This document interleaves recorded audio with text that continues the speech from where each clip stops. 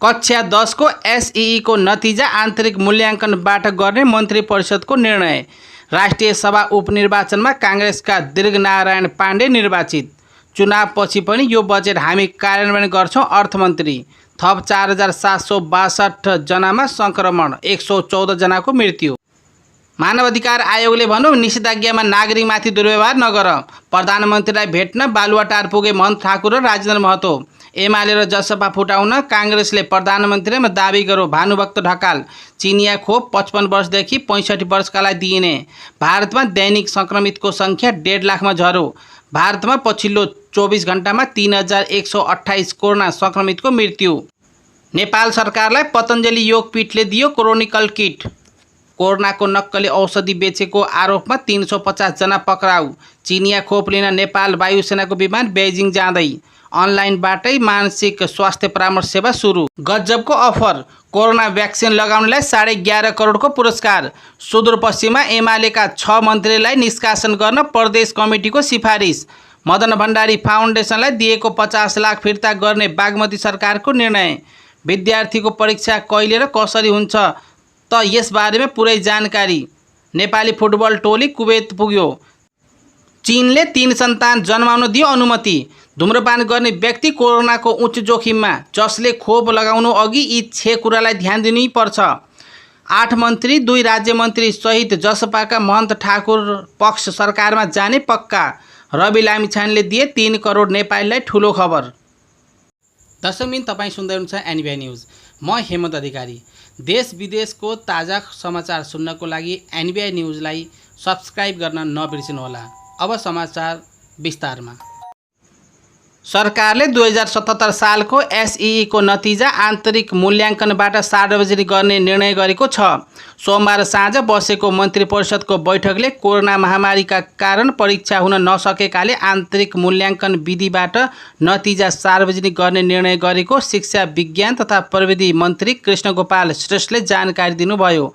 COVID-19 को कारणले पाठ्यक्रम तथा विशिष्टकृत तालिका अनुसार विद्यार्थीको भौतिक उपस्थितिमा सैद्धान्तिक परीक्षा कार्यक्रम गर्न सम्भव नभएकाले सरकारले वैकल्पिक विधि अपनाएको हो उहाँले भन्नुभयो।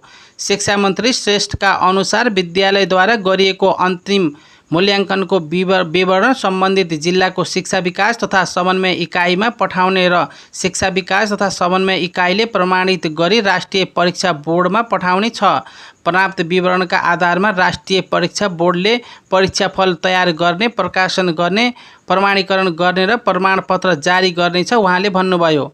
आन्तरिक मूल्याङ्कनको कार्यविधि राष्ट्रिय परीक्षा बोर्डले बनाउन नसक्ने छ। सरकारको निर्णयलाई नेपाल राजपत्रमा प्रकाशित गरिने मन्त्री श्रेष्ठले जानकारी दिनुभयो। महामारीका कारण गत वर्ष पनि आन्तरिक मूल्याङ्कन विधिबाटै एसईई नतिजा सार्वजनिक गरिएको थियो। कोरोना सङ्क्रमण भएका बिरामीहरूलाई चाँडै निको हुने तथा सङ्क्रमण नभएका व्यक्तिहरूलाई सङ्क्रमण हुन नदिने गरी शरीरको रोगसँग लड्न सक्ने शक्ति बढाउन पतञ्जलि योगपीठ नेपालले नेपाल सरकारलाई क्रोनिकल किट हस्तान्तरण गरेको छ।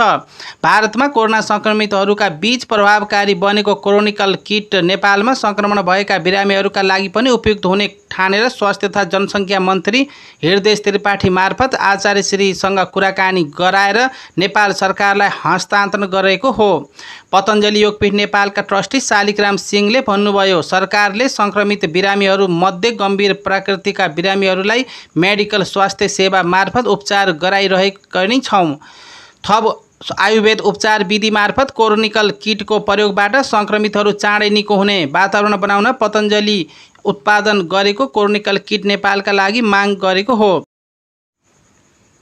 पहिलो चरणमा 100 बक्सा कोरोनिल किट मन्त्री हृदय त्रिपाठी र महिला बाल विकास तथा ज्येष्ठ नागरिक मन्त्री जुली कुमारी महतोलाई ट्रस्टी शालिग्राम सिंह नेपाल उद्योग वाणिज्य सङ्घका केन्द्रीय सदस्य एवं पतञ्जलि योग समितिका सल्लाहकार सूर्यकृष्ण वैद, पतञ्जलि योग समिति बागमती प्रदेश समितिका अध्यक्ष गुरुबेन तोजले लगायतले कोरोनिल किट हस्तान्तरण गर्नुभएको थियो। स्वास्थ्य तथा जनसङ्ख्या मन्त्रालयमा आयोजित कार्यक्रममा उक्त सामग्री हस्तान्तरण गरिएको थियो। पतञ्जलिले पहिलो चरणमा हस्तान्तरण गर्ने कोरोनिल किट भारतीय 58 लाख रुपियाँ बराबरको रहेको ट्रस्टी शालिग्राम सिंहले बताउनुभयो। तत्कालै 2 करोड रुपियाँ बराबरको सामग्री नेपाल सरकारलाई उपलब्ध गराउने उहाँले बताउनुभयो। मन्त्री त्रिपाठीले सहयोगीहरूलाई धन्यवाद र आभार व्यक्त गर्दै सहयोग निरन्तरण गर्न अनुरोध पनि गर्नुभयो। गरिब मुलुकहरू कोरोना खोप अभावमा छटपटाइरहेका बेला धनी मुलुकहरूलाई बेग्लै तनाव छ। अमेरिका, बेलायत लगायतका धनी देशहरू आफ्ना नागरिकलाई चाहिने भन्दा निकै धेरै खोप थुपारेर बसिरहेका छन्, तर उनीहरूको नागरिकले खोप लगाउन नमानेर सरकार हैरान छ। अमेरिकामा पहिलो डोज खोप लिएका झन्डै 50 लाख मानिस दोस्रो खोप लगाउनै आएनन्।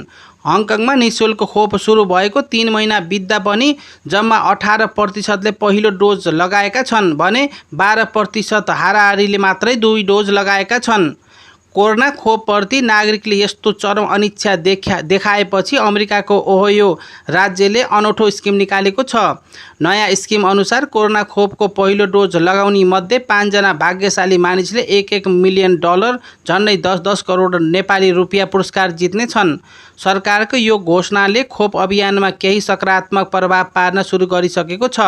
स्किम घोषणाको 2 दिनपछि गत सोमबार एकै दिन 25,400 जनाले खोप लगाए, जुन गत 3 साताको सबैभन्दा उच्च हो।